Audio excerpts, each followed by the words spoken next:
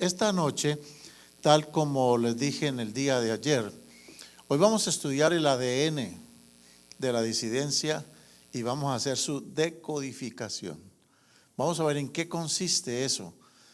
¿Cuál es el ADN? Yo les decía que no importa el movimiento que haya, no importa el movimiento que sea, todos los movimientos tienen un parecido, tienen su mismo ADN. ¿Y cuál es ese ADN? Vamos a ver si aquí empezamos a que esto funcione. De modo que allá vamos a hacer eso, muy bien. Dice en Mensajes Selectos, toma 1, página 231. No os engañéis, muchos tristemente se van a apartar ¿de qué? De la fe. Prestando atención a espíritus engañadores y a doctrinas de demonios. Tenemos ahora, dice la sierva del Señor, delante de nosotros el alfa apenas de ese peligro. La omega será de una naturaleza asombrosísima. Eso se escribió por allá en los 1860, 1870. Y dijo, en aquellos tiempos, dijo, era solamente el alfa. En aquellos tiempos se había prácticamente levantado con ideas extrañas un doctor, el doctor Kellogg, y comenzó a enseñar panteísmo, otra serie de cosas. De modo que la gente estaba horrorizada. Y la sierva del Señor simplemente dice, esto apenas es el alfa. ¿Se imaginan cómo será el omega? Bueno, pero hasta el día de ayer hemos estudiado una cosa. Que no importa cómo sea el movimiento disidente, no importa cuán grande o cuán chico sea el iceberg, nosotros hemos recibido una orden del Señor. ¿Y cuál es la orden de ese ser autorizado? ¿Cuál es la orden? La orden es que, hazle qué, hazle frente. Entonces, lo que se está diciendo es que no importa qué tipo de movimiento sea, nosotros necesitamos hacerle ¿cómo? Hacerle frente. Ahora, si ustedes se acuerdan la visión que tuvo la sierva del Señor, dice que cuando el barco se chocó contra el iceberg, el barco se sacudió muy horrible. Y dice, los pasajeros se cayeron dentro del barco, algunos se golpearon tal vez contra las paredes o contra las mesas. Dice que todos quedaron así como medio zarandeados, pero ninguno pereció. Y dice que el barco rebotó como si fuera una pelota, rebotó, se sacudió, pero luego y sufrió daños, dice, pero no sin remedio. De modo que, hermanos, ante toda esta situación que se nos va a presentar, nosotros tenemos que hacerle frente. Ayer estudiamos otro versículo tremendo, el versículo de Marcos 3:25, donde dice, si una casa está dividida contra sí misma, la tal casa no puede permanecer. Y recuerden que esta fue la casa de una pareja que se enojaron, dijeron cada quien agarre lo de suyo, y parece que el marido se llevó su media casa y le dejó a la mujer la otra media casa. Eso es lo que el enemigo quisiera hacer con nosotros, dividir nuestra iglesia, dividir nuestro pueblo, pero él lo va a intentar, claro que lo va a intentar, pero no va a poder derrotar esta iglesia. Vamos a seguir avanzando allí. Vamos a la siguiente lámina de este estudio. La disidencia, hermanos, ha producido grietas terribles en nuestra iglesia. No podemos desconocer que los movimientos disidentes que han surgido en nuestra iglesia la han afectado. Mucha gente se ha perdido incluso. Y hermanos, hay dos tipos de disidencia. El primer tipo de disidencia que nosotros vamos a ver es la disidencia de qué tipo. Vamos allá, siguiente lámina. La primer tipo de disidencia, el primer tipo de disidencia es la disidencia doctrinal. ¿Qué será la disidencia doctrinal? Es cuando la gente se apartan de nuestras doctrinas y comienzan o a atacar nuestras doctrinas o a enseñar otras doctrinas. Hay un segundo tipo de disidencia. Esta disidencia no está en contra de las doctrinas, sino que es una disidencia de tipo funcional. Está en contra del sistema como funciona. Está en contra de la organización. No está en contra de las doctrinas, pero está en contra de la organización, de cómo funciona la organización. Y hay una tercera que es una simbiosis, una mezcla de las dos anteriores. Esta es una mezcla una disidencia tanto doctrinal como organizacional. Vamos a ver algunos textos de las Sagradas Escrituras que nos van a aclarar en qué consiste esa disidencia de tipo doctrinal. Avancemos. Dice en 1 Timoteo capítulo 4, versículo 1 y 2. Pero el Espíritu dice claramente ¿qué cosa? Que en los postreros tiempos algunos que apostatarán de la fe, escuchando a espíritus engañadores y a doctrinas de demonios por la hipocresía de mentirosos que tendrán cauterizada la conciencia. Se van a salir con doctrinas bien raras, van a salir con doctrinas bien raras. Bueno, precisamente hoy estaba hablando con alguien de otra ciudad, me llamó, hacía mucho tiempo que no sabía de este hermano y aproveché para preguntarle por la iglesia, cómo estaba todo y preguntar por algunos. Dice, no, aquí han salido con dos doctrinas distintas ahora. Un tipo de doctrina está enseñando de que nosotros tenemos que guardar todas las fiestas de Israel otra vez. Que hay que guardar la fiesta de los tabernáculos, la fiesta de las trompetas, la fiesta de los panes ácimos, en fin, todas las fiestas. Y dice que hay que volverlas a guardar. Y otros andan negando que el Espíritu Santo sea Dios, o una persona más bien. Dicen que el Espíritu Santo no es el mismo Padre, pero que no existe tal Espíritu Santo y por lo tanto la Trinidad no existe. Y hay gente de la nuestra, tristemente, que están saliendo y están apostatando de la fe, pero pretenden todavía ser parte de este pueblo. Veamos el siguiente texto, lo que nos dice la palabra de nuestro Dios. Dice en 2 de Pedro 2:1, hubo también falsos profetas en el pueblo, como habrá entre vosotros falsos maestros, que ¿qué es lo que van a hacer? Van a introducir encubiertamente. ¿Qué quiere decir esa palabra encubiertamente? ¿Qué quiere decir encubiertamente? De una manera que es disimulada, camuflada, que la gente ni se dé cuenta, de una manera sutil, exactamente, introducirán herejías destructoras y terminarán negando ¿a quién? Terminarán negando al Señor que los rescató y atrayendo sobre sí mismos una repentina destrucción. Vamos a mirar el siguiente texto que nos va a aclarar un poco más. Dice el versículo 3, hace tiempo que su condenación pende sobre ellos y su perdición no se duerme.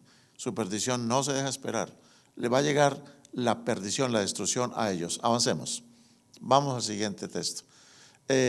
Disculpen que de pronto no ve mucho las letras por el tipo de cómo se hizo la presentación y no se le hizo en un estilo especial para que no le afectaran las Mac.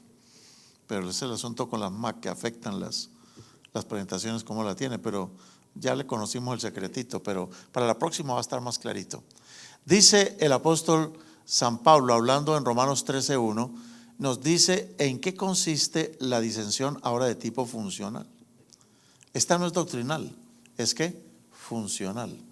¿Y por qué se caracteriza? Dice, comienza diciendo, sométase toda persona a las autoridades superiores. Sométase. Porque no hay autoridad sino de parte de ¿quién? De Dios. Y las que hay por Dios han sido establecidas. ¿Las qué? Las autoridades. Y cuando está hablando de las autoridades, no se refiere solamente a las autoridades civiles, gubernamentales, se refiere también a las autoridades religiosas. Dice, sométanse. Ahora, nosotros sabemos que la única manera en que no nos vamos a someter a las autoridades es cuando ellas nos quieran obligar a violar los principios. Ahí no hay sujeción. Pero mientras no nos estén obligando a violar los principios, quedaría muy mal que nosotros fuéramos, digamos, desobedientes civiles, que fuéramos personas en contra de las leyes establecidas. De modo que dice Romanos 13:2, de que quien se opone a la autoridad, a lo establecido por Dios, resiste, y los que resisten acarrean condenación para sí mismos. Por eso es que nosotros no andamos metidos en la guerrilla.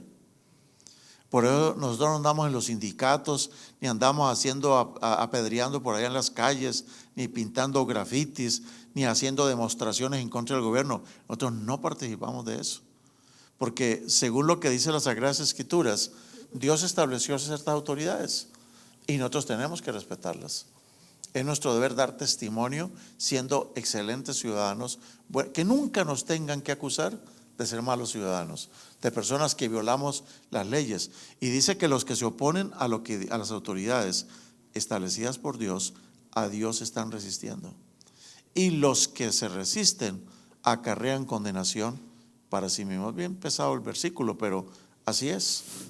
Y miren que Cristo, cuando estuvo en la tierra, dio ejemplo. ¿Se acuerdan cuando le preguntaron que si era lícito dar tributo al César? ¿Se acuerdan qué hizo el Señor? Pidió una moneda y le pasaron la moneda y les preguntó: ¿este rostro de quién es? Y dijeron: del César. ¿Qué dijo el Señor? Dad a Dios lo que es de Dios y al César lo que es del César. O sea que un hijo de Dios jamás se va a poner en contra de las autoridades establecidas por Dios. Si nos quieren obligar a violar los principios divinos, ahí sí, no es que nos vamos a ir en contra, a luchar contra ellos, no, sino que simplemente nos vamos a resistir a obedecer. Y que nos hagan lo que quieran. Es lo único que podemos nosotros hacer. Y eso fue lo que el Señor Jesucristo nos enseñó. Avancemos, miremos algo más. Entonces, todos los movimientos disidentes, sea disidencia doctrinal o sea disidencia funcional, tienen el mismo ADN. Tienen el mismo ADN. Es como, por ejemplo, nosotros tenemos hijos. Y aunque salen del mismo padre y de la misma madre, sin embargo, aunque tengan distinta apariencia física, ellos llevan el registro de nosotros como padres o no. ¿Llevan herencia o no llevan herencia? No importa que seamos distintos, pero nos parecemos en algo. Todos los disidentes se parecen en el ADN. ¿Y cuál es el ADN?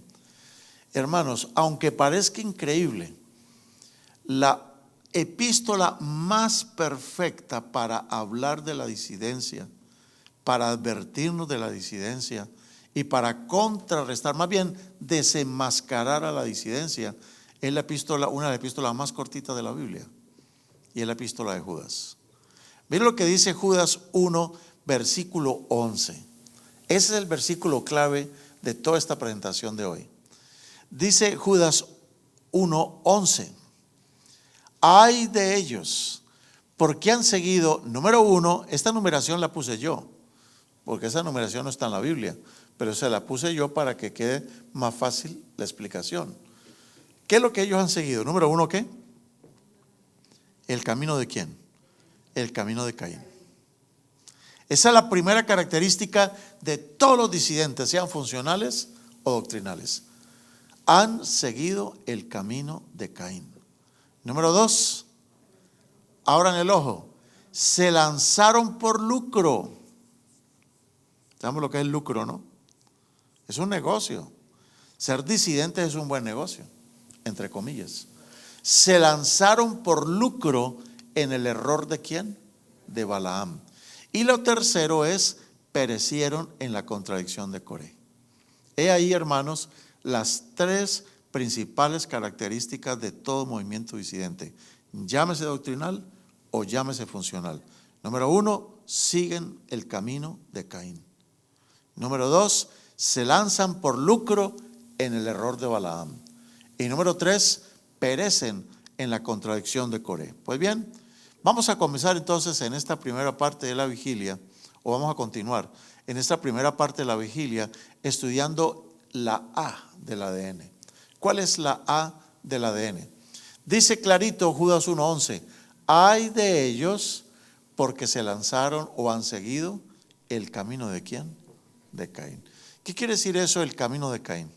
Pues vamos a ver en qué consiste eso del camino de Caín. Nosotros sabemos por las Sagradas Escrituras sabemos por las Sagradas Escrituras de que el problema de Caín comenzó ¿por qué? ¿Por una diferencia en qué? En la adoración, ¿no? Comenzó con un simple problema de adoración. Pero esos problemas aparentes pequeños de adoración a larga llevan implicaciones muy grandes. Ambos, dígame, ¿ambos iban a adorar a Dios o no? Hay gente que dice, no importa, ellos están por allá, nosotros por aquí, total están adorando a Dios, que cada quien adore a Dios como quiera. Eso no es válido, eso no es cierto. Eso no es bíblico. Ambos adoraban a Dios. Número 2, ambos guardaban el mismo sábado, ¿o no? Guardaban el mismo sábado.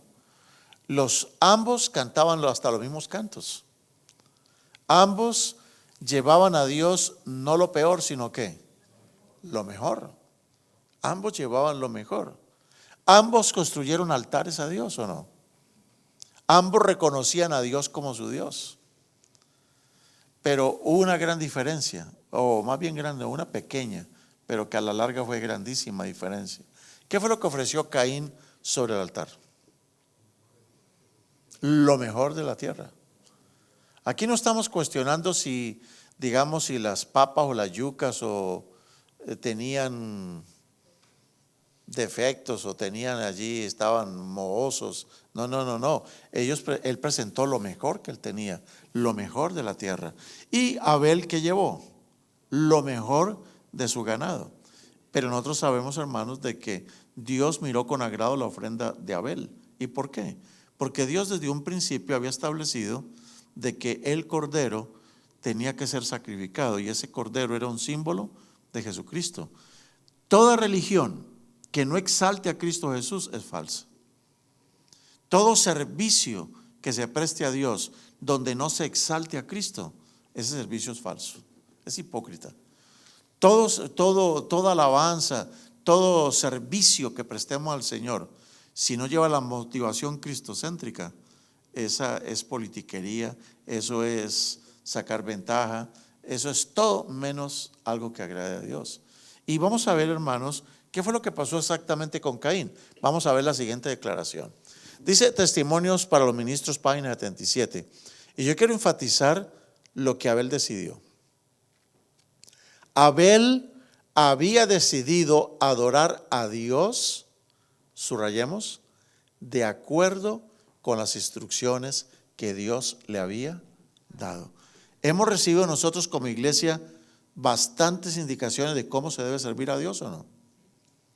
Hemos recibido instrucciones, por ejemplo, de cómo usar los diezmos, cómo usar las ofrendas. ¿Hemos recibido instrucciones o no? Ok. Abel decidió adorar a Dios siguiendo las instrucciones que Dios le había dado. ¿Y esto le desagradó a quién? A Caín. Yo me imagino a Caín que le pudo haber dicho, es que tú eres un fanático, tú eres un extremista. Pero él dijo, no, es que a Dios hay que adorarlo como Él dice. No importa las motivaciones o las intenciones buenas que tengamos, no importa las intenciones buenas que nosotros tengamos, si no se someten a un así dice el Señor, así dice Jehová, si no siguen al pie de la letra las instrucciones dadas por Dios, mis mejores servicios, aunque los haga con buenas intenciones para ayudar a la gente, no son aceptados por Dios. Yo me acuerdo, hermanos, en los años 76, 77. En 1977, cuando algunos aquí no habían ni nacido, no estaban ni en proyecto siquiera. Yo me acuerdo que en 1977 surgió una disidencia en Sudamérica. Y la gente que se fue a la disidencia tomaron una decisión. ¿Iban a seguir dando los diezmos? Claro que sí, siguieron dando sus diezmos, pero ¿sabe qué hicieron? Dijeron, yo no voy a dar los diezmos a la organización porque yo no confío ni creo en la organización más. Yo voy a decidir cómo usar los diezmos.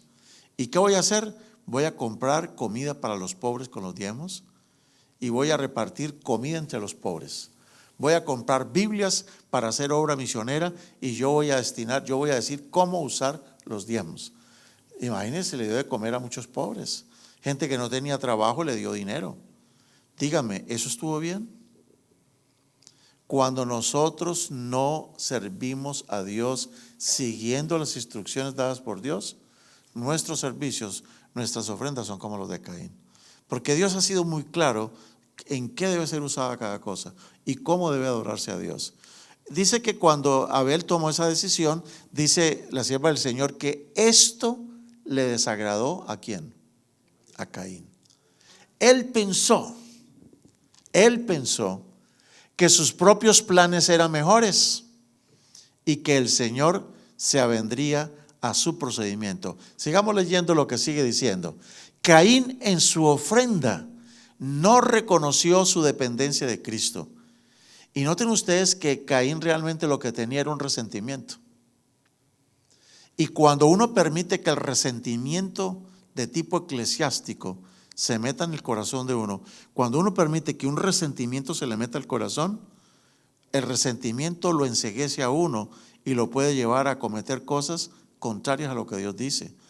Él pensó que su padre Adán había sido tratado duramente al ser expulsado del Edén.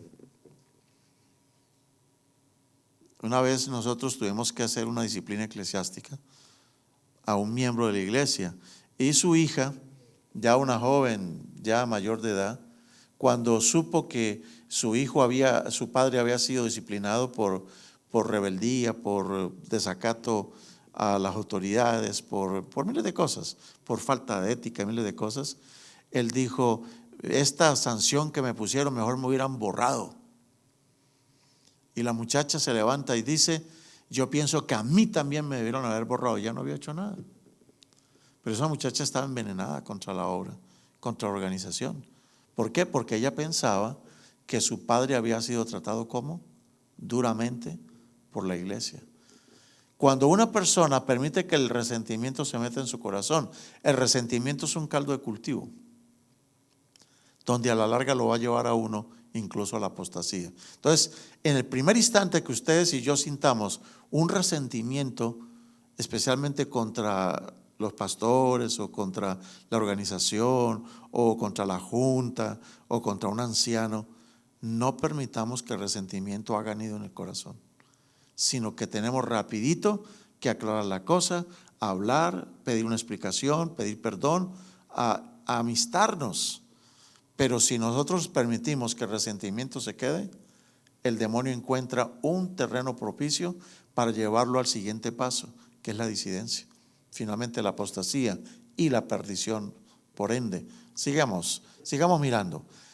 ¿A dónde llevó el resentimiento a Caín? ¿Qué tenía a su hermano que ver con el resentimiento que él tenía? Lo llevó a matar a su hermano. Y cuando Dios le preguntó por su hermano, él dijo: ¿qué? No soy guarda de mi hermano. ¿Qué quiere decir no soy guarda de mi hermano? ¿De qué manera uno puede matar a su hermano? ¿De qué manera se puede matar a un hermano? Una calumnia, ¿qué más? Repitiendo acusaciones contra alguien sin constarnos, porque hay gente que dice y asegura: es que fulano, el pastor tal, el presidente tal, el secretario tal, hizo esto y esto. Oiga, ¿y usted lo vio? No, pero es que ahí me dijeron. Estamos notando. Entonces, Dios nos ha llamado a ser guardas de nuestros hermanos. ¿Y quiénes son nuestros hermanos?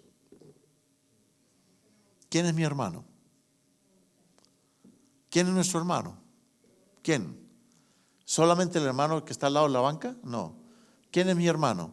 ¿Será que el pastor es mi hermano también o no? ¿Será que el presidente de la conferencia es mi hermano? ¿El presidente de la conferencia general es mi hermano? Todos son mis hermanos. Y nosotros no podemos atacar a nuestros hermanos cuando ellos ni nos están escuchando, ni pueden aclarar las cosas que están diciendo en contra de ellos, sino que nosotros repetimos algo y lo repetimos y no nos tomamos el cristianismo, yo no voy a decir la ética, no nos tomamos el cristianismo de ir a preguntar a la persona si es cierto o no. Entonces, yo no soy guarda de mi hermano cuando yo ataco sin conocer y cuando yo ataco sin contactar a la otra parte. Cuando yo ataco sin conocer, sin constarme, estoy cometiendo el pecado de Caín, porque no soy guarda de mi hermano. ¿Dios nos ha llamado a ser guarda de nuestros hermanos o no? ¿Y qué significa ser guarda de mi hermano? ¿Protegerle la espalda o no? ¿Cuidarlo? Eso no quiere decir alcahuetearlo, ¿no? Eso no quiere decir con pinches o ¿qué es la otra palabra? No sé si me hago entender cuando digo con pinche. No es ser uno ¿qué? ¿Cómo sería la otra palabra? Otro delincuente que lo está apañando y lo está protegiendo en el delito. No. Pero Dios sí nos ha pedido, hermanos, que nosotros, si alguien, un dirigente, está cometiendo una falla, nosotros tenemos que ir a él. Y si no nos consta, no podemos repetir como loros lo que otros están diciendo, porque yo lo que estoy haciendo es atacando a mi hermano, y peor, sin que él se esté dando cuenta. Yo no soy guarda de mi hermano cuando yo ataco sin tener pruebas. Y una de las características de los disidentes es que ellos, como para ganar prosélitos y como para hacerse ver las víctimas o hacerse ver los que tienen la razón, comienzan a mostrar documentos, fotos, declaraciones. Mire lo que hicieron por aquí, mire lo que hicieron por allá. Y la gente que está allí, no puede ser, terrible. Y cuando salen de las reuniones, van y le cuentan a otros, imaginen lo que hizo el pastor Quintana. Y el pastor Quintana ni saber que están hablando de él. Es un ejemplo nada más que estoy poniendo. Pero cuando la gente hace eso, está siguiendo el error de Caín. Está cometiendo el pecado de Caín. Atacó a su hermano sin que el pobre hermano se pudiera defender. ¿Qué más significa no ser guarda de mi hermano? Yo dejo de ser guarda de mi hermano cuando yo doy por sentado algo sin escuchar las dos versiones. Acuérdense, hermanos, el viejo adagio que dice que toda cara tiene dos. ¿Dos qué? No, al contrario. ¿Toda moneda tiene dos qué? ¿Toda cara tiene dos faces? No, toda moneda tiene dos caras. Pero a veces nosotros escuchamos una cara y ay, no puede ser, pobrecito, uy, qué malo el otro y tal, y damos por cierto lo que me están diciendo sin ni siquiera darle una oportunidad a la otra persona de decir su versión. No podemos hacer eso, hermano. Cuando nosotros solamente escuchamos una versión y no escuchamos la otra parte, nosotros somos injustos y estamos cometiendo el pecado de Caín, de no ser guarda de nuestros hermanos. Yo no soy guarda de mi hermano cuando repito las acusaciones que otros hacen y yo no le doy la oportunidad a la otra parte para contestar. Eso lo diríamos, eso se llama chisme, ¿no? Pero en este caso es más que el chisme, es la difamación. Y casi todo movimiento disidente difama, lanza acusaciones terribles y se presentan con la cara de víctimas. Y dice, solamente fueron injustos con nosotros, mire lo que me hicieron. Llaman a lástima, provocan lástima. Quieren provocar simpatía, mostrando lo mal que fueron tratados. Pero acuérdense que toda moneda tiene ¿qué? Dos caras. Todo problema es como la luna. La luna solo muestra la cara que le conviene mostrar, pero la luna tiene una cara oculta, ¿o no? La luna tiene su cara oculta y esa es la que no muestra. Entonces tengamos mucho cuidado, hermanos. La luna tiene dos caras y generalmente hablamos de la que vemos, pero hay una que tiene oculta, que esa es la peligrosa. Bueno, la disidencia hace eso. La disidencia solo muestra lo que les conviene, pero no muestran la otra parte. No muestran la otra parte. Bueno, sigamos avanzando. Mire, ¿qué significa ser guarda de mi hermano? Vamos a leer las declaraciones. Dice Consejo sobre Mayordomía Cristiana en la página 98 lo siguiente: presentad vuestras quejas en forma clara y abierta, con el espíritu debido y a las personas debidas. Pedid que las cosas sean ajustadas y puestas en orden, pero no retengáis lo que corresponde a la obra de Dios, demostrando así que sois infieles porque otros no están obrando correctamente. Mucha gente que se aparta de nuestra iglesia, se apartan porque dice es que la organización por aquí, la organización por allá, eso no sirve, mire lo que hacen, mire cómo despilfarran, mire que no nos apoyan, etcétera, etcétera. Entonces ellos, ¿qué hacen? Retienen lo que no les corresponde y con eso están demostrando que son más infieles. Entonces el fin no justifica los medios. Yo no puedo justificar mis delitos porque otro cometió delitos. Eso no vale, ¿no? Cada quien es responsable de sus propios delitos, pero nadie puede decir, es que yo robé porque ¿qué hacía? Allá me estaban robando en ese trabajo, me estaban robando y por eso yo robé en mi trabajo. No, eso no puede ser. Si los otros roban, que los investiguen, pero yo no puedo cometer un delito y justificarme con que otro cometió algo peor que yo. O es como la persona que dice, a mí me van a hacer disciplina eclesiástica, ¿y por qué a la hija de la hermana tal no la disciplinaron Ah, porque ella era qué cosa, era la directora de no sé qué. ¿Y por qué no disciplinaron al hijo del primer anciano? Claro, porque era el hijo del primer anciano. Pero como yo no soy nadie, como que tal cosa, ¿notan ese tipo de argumentación? Esa argumentación es peligrosísima. Es pura argumentación del tipo Caín. Caín estaba enojado porque él pensaba que a su padre no lo habían tratado Dios con amor, que a Dios le faltó amor, que Dios fue muy duro con él y por eso estaba tan resentido. Cuando tengamos un resentimiento en la obra contra los dirigentes o contra la junta, nosotros ¿qué debemos hacer? Presentemos las quejas en forma como clara y abierta, pero no con los vecinos, ¿no? Sino con la persona. Dice, con el espíritu debido a las personas debidas. ¿Quiénes son las personas debidas en un problema? Las personas con las que se tiene el problema. Pero las personas con las que no tienen nada que ver con el problema, ¿por qué tengo que ir yo a contarles a los que ni siquiera sabían el semejante problema que yo tengo? ¿Eso es correcto o es incorrecto? Eso es incorrecto desde todo punto de vista. Veamos otra declaración de lo que significa ser guarda de mi hermano. En el primer libro de Samuel, capítulo 24, versículo 5, cuando David le cortó el borde del manto a Saúl, ¿cómo se sintió? Después de esto dice que él se turbó en su corazón porque había cortado la orilla del manto de Saúl. Nosotros deberíamos turbarnos si hacemos algo contra una persona. ¿Él tenía todos sus derechos o no? Nosotros sabemos que Saúl estaba persiguiendo a David. David sabía que Saúl en más de una ocasión intentó matarlo. Sabía que lo quería matar. Y sin embargo, cuando le cortó el borde de su manto, dijo a sus hombres, Jehová me guarde de hacer tal cosa contra mi Señor, porque le sugirieron, mátalo. Dios lo puso en tus manos. Aprovecha, cóbratelas, haz justicia por tu propia mano. Y él dijo, que Jehová me guarde de hacer tal cosa contra mi Señor, el ungido de Jehová. Yo quiero que ustedes mediten en esta pregunta que les voy a hacer. Ustedes pueden encontrar un solo versículo en la Biblia, en el Nuevo Testamento, en los Evangelios y en Hechos de los Apóstoles. Ustedes pueden encontrar, me podrían dar un versículo nada más, donde Jesús o Pablo o los discípulos, cuando estaban hablando con los sumos sacerdotes, dijeron alguna palabra desobligante a los sumos sacerdotes, a los ungidos.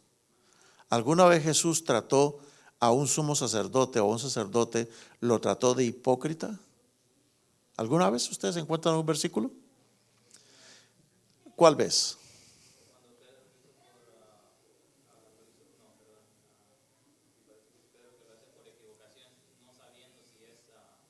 Pablo. Sí, él le contestó un poco desobligadamente y alguien le dijo, así le hablas al sumo sacerdote. Ah, perdón, no sabía que era el sumo sacerdote. ¿Notan ustedes? En ninguna condición, bajo ninguna condición, nosotros estamos autorizados a hablar en contra de los ungidos. Yo me acuerdo, hermanos, en los años 76, 77, estábamos en un coliseo, después de un tremendo congreso laico interamericano en la ciudad de Cali, Colombia. Y estábamos los estudiantes de teología, estábamos fuera de ese gimnasio. Y de pronto se nos acercó uno de los dirigentes de la Unión. Y este pastor, de paso fue el que me bautizó, él nos pregunta a todos los estudiantes de teología allí, ¿ustedes están de parte de la disidencia o están de parte de la organización? ¿Se imagina la pregunta? Así nomás. ¿Ustedes están con la disidencia o están con la organización?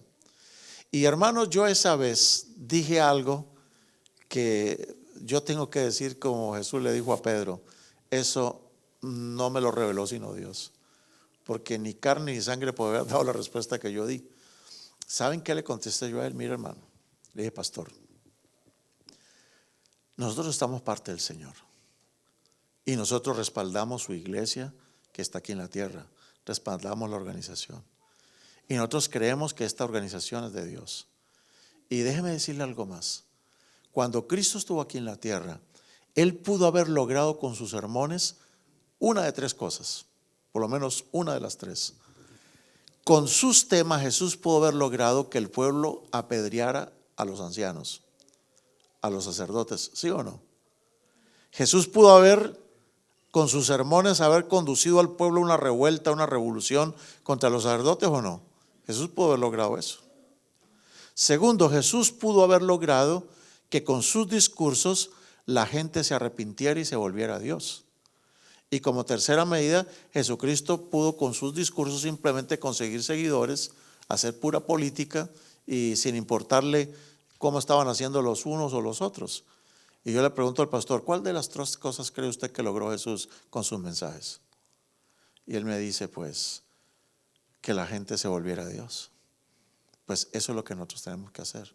Nosotros no estamos de parte, sino de quién, de Jesús. Y debemos actuar como Jesús. Jesús nunca, jamás utilizó una palabra descomedida contra un ungido de Dios.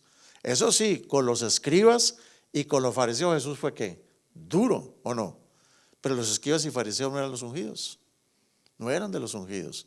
¿Cuántas veces nosotros, hermanos, a veces sin darnos cuenta, comenzamos a referirnos acerca de los pastores, de los ancianos, en nuestras conversaciones, en las mesas, en nuestras casas, o en las calles, o en el trabajo, comenzamos a hablar de los ungidos, bueno, de los pastores, o de los ungidos de una manera descomedida. Y comenzamos a decir cosas terribles. Es que el pastor, es que el anciano, por aquí y por allá. ¿Cómo nos toca aprender de nosotros? ¿Cómo nos toca aprender a nosotros del mismo Señor Jesús? Que incluso cuando hasta el mismo demonio luchaba contra él por el cuerpo de Moisés, dice la escritura que Jesús no se atrevió a proferir maldición contra el demonio, sino que ¿qué dijo? ¿Qué fue lo que dijo? Que Jehová te reprenda. Que Jehová te reprenda, yo no lo voy a hacer. Pues bien, hermanos, ¿qué significa ser guarda de mi hermano? Sigamos avanzando. ¿Qué significa ser guarda de mi hermano? Ser guarda de mi hermano es que yo no debo extender mi mano contra los ungidos, porque son ungidos de Jehová. Vamos al siguiente texto. Dice el libro La Iglesia Remanente en la página 24 lo siguiente. Cuando se levantan hombres que pretenden tener un mensaje de Dios, pero en lugar de luchar contra los principados y potestades, contra los gobernadores de las tinieblas de este mundo, se constituyen en un escuadrón traidor que vuelve sus armas de combate contra la iglesia militante, temedlos. ¿Qué es lo que está diciendo la sierva del Señor? ¿Qué es lo que está diciendo? Si nosotros tenemos que ser firmes y atacar, ¿es a quién?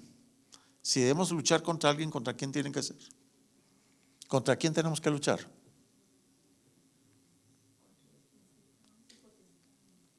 Dice, si tenemos que luchar, luchemos contra los principados y potestades, contra los gobernadores de las tinieblas de este mundo. Pero si en lugar de hacer eso, nosotros nos levantamos a luchar contra la iglesia, dice que somos un escuadrón traidor, porque hemos vuelto nuestras armas de combate contra la iglesia militante. Y hermanos, la iglesia militante no es perfecta. La iglesia militante tiene muchas fallas. Y dentro de la iglesia estamos todos, incluyendo los hermanos, los pastores, los judíos, somos parte de la iglesia. Pero cuando una persona comienza a atacar la iglesia y atacarla, dice simplemente que téngales miedo a esa gente, temerlos. Esa gente no lleva las credenciales divinas. Dice en la página 25 precisamente, ¿no llevan qué? Las credenciales divinas. Dios no les ha encargado en absoluto una obra tal. Quieren derribar lo que Dios anhela restaurar por medio del mensaje a la Odisea. El Señor hiere solo para sanar y no para destruir. Estamos notando la actitud tan distinta. Cuando Dios hiere, lo hace para sanar y no para destruir. Pero cuando el disidente hiere, ¿lo hace para qué? Para destruir. Y se deleitan en seguir mostrando la llaga y la podredumbre de la iglesia y agrandan las llagas para que la gente, para ganar adeptos, pero finalmente, lejos de ganar adeptos, lo que están logrando es ¿qué? Desbaratar, tratar de destruirla obra del Señor y se están anulando para el reino de los cielos. Vamos a seguir avanzando en lo que dice en la página 25 del libro La Iglesia Remanente. El Señor no confía a ningún hombre un mensaje que desanime y desaliente a la iglesia. En estos días escuchaba yo por la radio, prendí la radio por curiosidad. Usted sabe que la curiosidad mató al gato, ¿no? Dice por ahí un dicho. Por curiosidad perdí una radio y estaba predicando alguien allí. Y ese alguien comenzó a decir cosas como estas. ¿Saben qué? Me enteré que en una conferencia de por aquí cerca, un pastor se levantó un sábado en el púlpito y dijo: hemos recibido instrucciones de parte de la conferencia que a partir de hoy no más espíritu profecía, no más hermana White.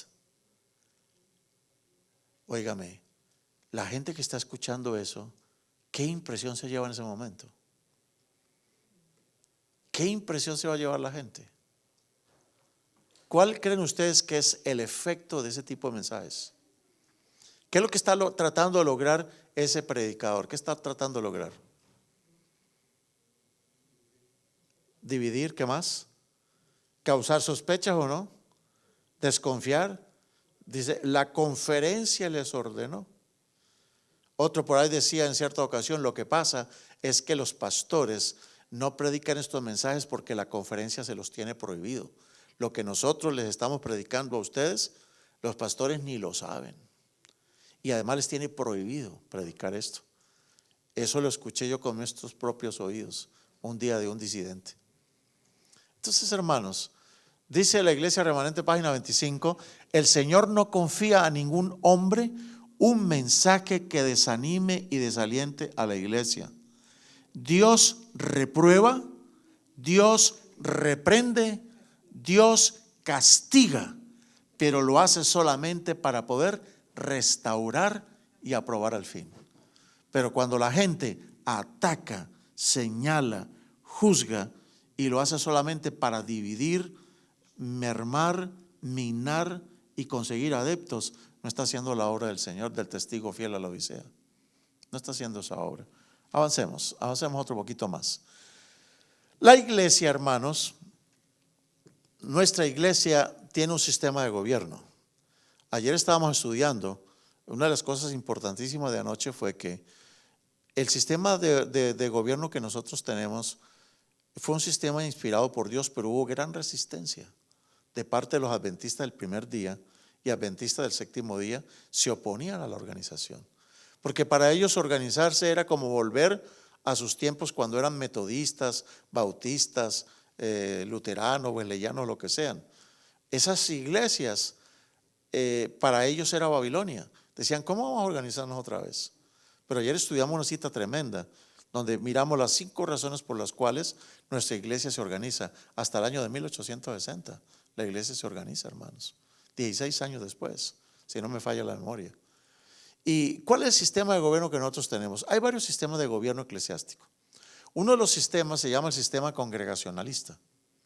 ¿En qué consiste el sistema congregacionalista? Cada pirámide representa una iglesia.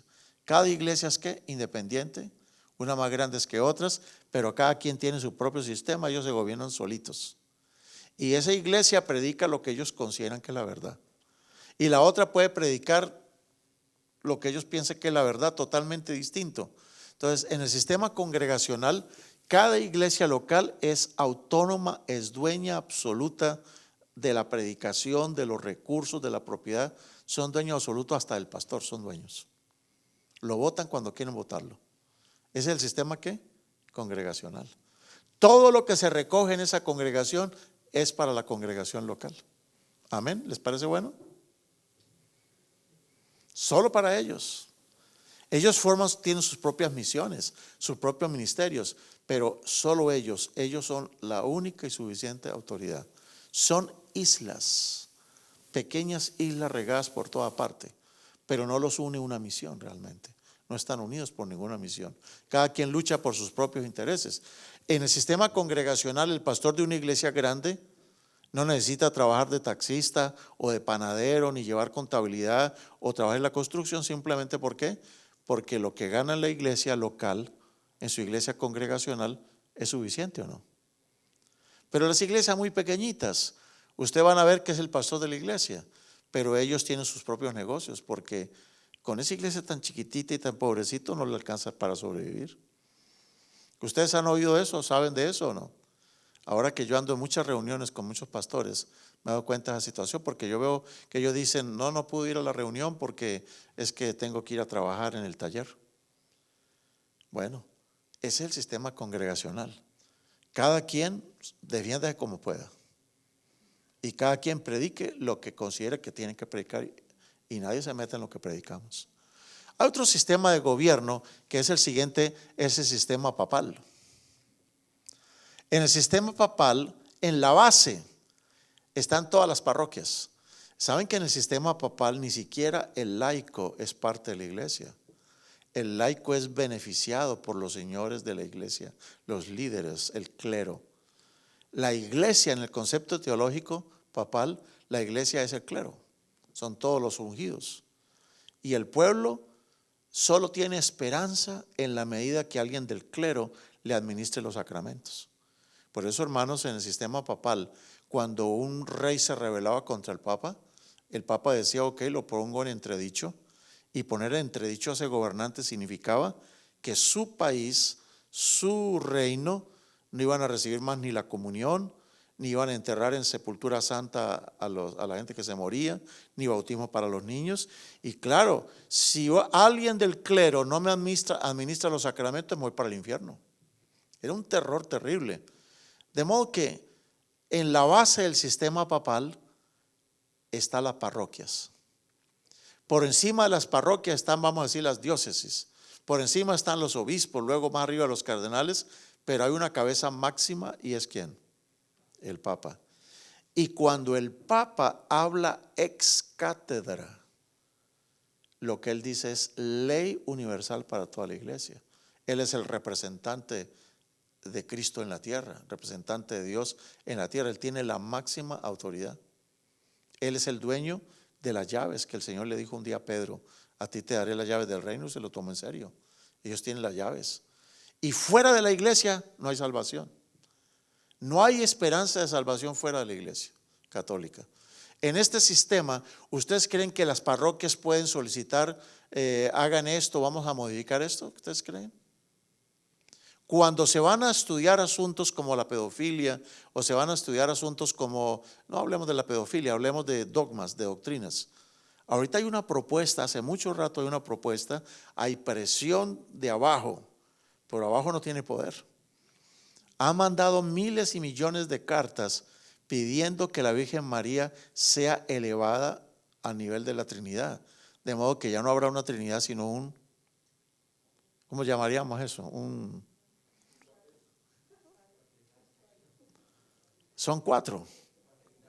Porque, sí, porque la Virgen María es la madre de Dios, dicen ellos. Y si es la madre de Dios, entonces ¿cómo es la Virgen? Entonces quieren subir a la Virgen María al mismo nivel del Padre, del Hijo y del Espíritu Santo. Y todavía el Papa no ha dicho nada. Cuando ellos se reúnen en un congreso mundial, al congreso mundial no van delegados de las iglesias, de las parroquias. No. Cuando hay un concilio ecuménico, los únicos que van, ¿quiénes son? Los obispos. Y cuando se llega a tomar un acuerdo para toda la iglesia, tiene que ser con la venia de todos los cardenales obispos, pero sobre todo con la firma del Papa. Si el Papa no quiere, él puede excomulgar a todos los obispos si quiere. Ese es el sistema, ¿qué? Papal. ¿Ustedes creen que este sistema es bueno? Yo me horrorizo, hermanos, cuando en los años 80, cuando hubo una disidencia grande en Sudamérica, decían que la iglesia adventista tenía un sistema de gobierno tipo papal, cuando eso no puede ser cierto. Miramos un tercer tipo de gobierno. Mire, este tiene la pirámide invertida. Ese es el sistema que llama representativo. ¿Cuál es la unidad más pequeña en el sistema representativo? Es la iglesia local. ¿Y la iglesia local cómo se gobierna? ¿Cómo se gobierna una iglesia local? El pastor dice la primera y la última palabra, amén. Así es. lo que diga el pastor y punto. No. ¿Cómo se toman los votos y las decisiones en una iglesia local? ¿Cómo? ¿Qué hace el pastor? ¿Convoca a quién? A la junta de iglesia. Y la junta de iglesia toma la decisión. Y el pastor lo que hace es ejecutar la decisión. En nuestras juntas lo que se hace es la decisión de la mayoría. Pero hay minorías a veces que no están de acuerdo y esos son los que quieren hacer disidencias. Cuando hay un asunto muy delicado, la junta de iglesia dice esto va mucho más allá de nuestra incumbencia. Pues, vamos a decir, se reúne la junta de iglesia local y dice vamos a vender el templo. ¿Quién tiene que tomar esa decisión? Aquí viene la pregunta del millón. Denme de millón. ¿Cuál es la máxima autoridad? Escuchen bien. ¿Cuál es la máxima autoridad en una iglesia local? La máxima autoridad. El pleno de la iglesia. Cuando todos se reúnen en reunión administrativa. Cuando hay una reunión administrativa y todos se reúnen, se toman los votos, esa es la máxima autoridad. O sea que la máxima autoridad en la iglesia local no es ni la junta ni el pastor. ¿Es quién? La junta administrativa. ¿Ustedes creen que eso se da en el sistema papal? Ok. Después de la iglesia local, todas nuestras iglesias locales están agrupadas en algo que se llama ¿cómo? La conferencia. ¿Y cuál es? Ahí va la otra pregunta, el otro medio millón. Nuestra conferencia local está en la ciudad de Alvarado. Pero ¿cuál es la máxima autoridad de la conferencia local, la conferencia de Texas? ¿Cuál es la máxima autoridad? ¿Ustedes creen que el pastor, el presidente de la conferencia, el pastor Carlos Craig puede decir, ok, yo ordeno como presidente que soy, que todas las iglesias de Texas esto y esto y aquello? ¿Usted cree que él puede hacer eso? No, él no lo puede hacer. Él es simplemente un administrador, alguien que trata de que la conferencia vaya marchando en armonía y se cumplan los acuerdos. Allá hay una junta también, hay un comité ejecutivo. Ellos toman decisiones, a quién emplean, a quién desemplean, en fin, qué modificaciones que hacer, pero cosas mayores no lo pueden hacer ellos. ¿Cuál es la máxima autoridad en la conferencia local? La conferencia de Texas. ¿Cuál es la máxima autoridad? La constituyente, así se llama. En la iglesia local se llama la reunión ¿qué? Administrativa. A nivel de la conferencia se llama ¿qué? La constituyente. ¿Y quiénes son miembros de la constituyente? Delegados de todas las iglesias. Esta iglesia, cuando venga una constituyente, de acuerdo al número de miembros que tiene, tendrá tantos delegados. Todas las iglesias tienen mínimo 1 o 2, ¿no, pastor? Pero de acuerdo al número de miembros va a tener, hay iglesias que tienen 10, 12, 15 delegados, porque son iglesias que con mucha feligresía. Entonces este es un sistema de tipo ¿qué? ¿Democrático o no? Es un sistema democrático. Es en la constituyente, en las constituyentes donde se toman los negocios, se deciden las cosas grandes que afectan todo el territorio de la conferencia. Muy bien. O sea que en la conferencia se maneja como en la iglesia local. Ahora, tenemos varias conferencias. Cuando varias conferencias se juntan, que generalmente comparten un territorio, entonces se forma lo que se llama en el siguiente nivel, ¿qué? La unión. Nosotros somos parte de la unión del sureste, Southwest, perdón. La unión del Southwest, del suroccidente de los Estados Unidos.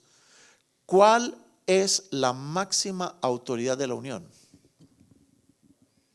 ¿Cuál es la máxima autoridad? Pues es otra constituyente donde van delegados ¿de dónde? Aquí, por ejemplo, en las conferencias de Oklahoma, Texaco, Texas, Luisiana, ¿qué más se me escapa por allí? Somos parte de la unión. Y es allí cuando hay esa constituyente grande de la unión, donde van delegados de todas las conferencias de las iglesias, de los pastores, ahí donde se toman las decisiones grandes que afectan a la unión. O sea, lo mismo que se hace a nivel chiquito de las iglesias locales, a medida que aumenta el nivel, sigue el mismo sistema. ¿Sistema qué? Representativo. La junta de esta iglesia es la que representa a todo el pleno de la iglesia. La junta de la conferencia es la que representa a todo el conjunto de iglesias de Texas. La junta de la unión es la que representa a todas las conferencias de este sector del país.